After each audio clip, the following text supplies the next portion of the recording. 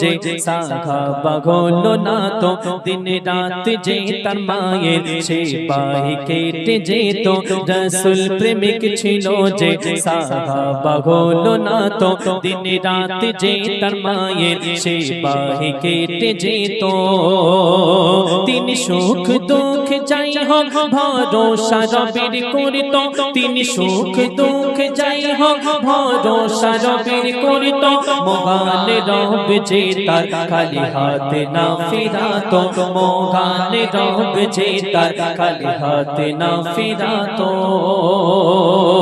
রাসূল প্রেমিক ছিল যে সাহাবা হলো না তো একজন আশিক ছিল নাম হলো ওয়াইস কারনি ইনি আল্লাহ রাসূলকে এত মহব্বত করতেন ভালোবাসতেন কিন্তু তার সাথে সাথে মায়ের হক ছিল তার উপরে সে কি করলো তার মাকে দেখাশোনার মতো সে ছাড়া আর কেউ ছিল না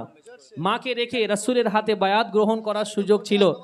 কিন্তু সে মায়ের সেবা থেকে অটল থাকার চেষ্টা করলো আল্লাহ রাসূলের কাছে আসতে সুযোগ হলো না আল্লাহ রাসূল পাক সাল্লাল্লাহু আলাইহি সাল্লাম এই ওয়াইস কারনির ব্যাপারে দুইজন বড় বিখ্যাত সাহাবীকে ডেকে বলল যে তোমরা খবরদার একজন মানুষ একটা সময় হজ করতে আসবে আমার পরে তোমরা একে যখন দেখা পাবে তোমরা তার কাছ থেকে দোয়া নেওয়ার চেষ্টা করো কেন কি এমন আমল তার ছিল কবি ছন্দের মাধ্যমে লিখছে দেখুন রাসূল বলে আলী ওমর কথা শুনে নাও তো রবের দেওয়া ডাকে ওয়াইস আসবে মদিনাতে রাসূল বলে আলী ওমর কথা শুনে নাও তো রবের দেওয়া ডাকে ওয়াইস আসবে মদিনাতে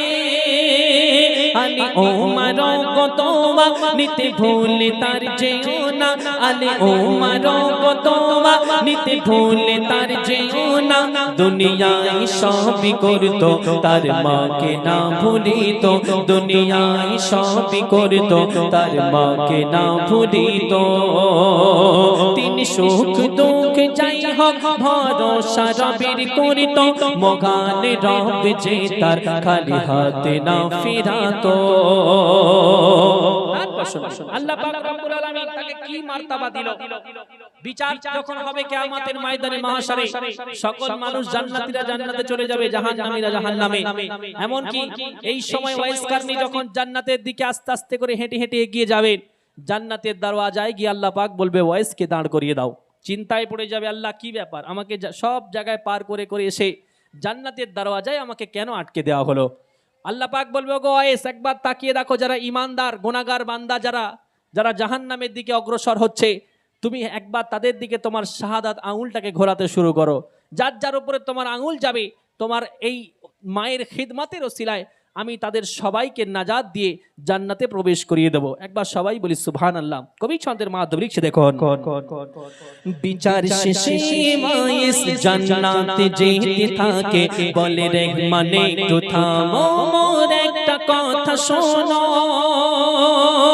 বিচার শেষে ওয়াইস জান্নাতে যেতে থাকে বলে রহমানে একটু থামো মোর একটা কথা শোনো দেখো পিছনে এক নয় কোটি কোটি মানুষ রই গো তোমার আঙুলের ইশারায় তারা জান্নাতে যাবে গো তোমার আঙুলের ইশারায় তারা জান্নাতে যাবে গো তিনি সুখ দুঃখ যাই হোক ভরসা রবের করিত মহান রব যে তার খালি হাতে না ফিরাতো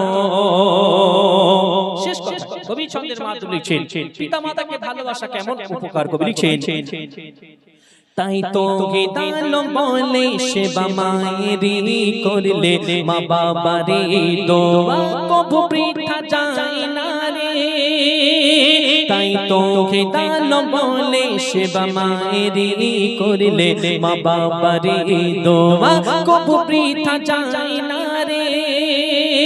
সবাই হার হালাত হালাতে মা বাপকে ভুলো না রে সবাই হার হালাতে মা বাপকে ভুলো না রে মায়ের দোয়া ছাড়া কি আয়েস ইজ্জত কি এত পেতো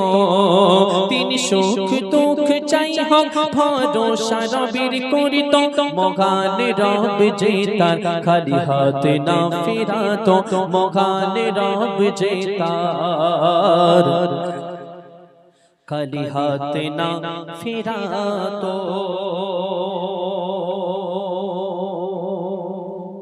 চলেন এরপরে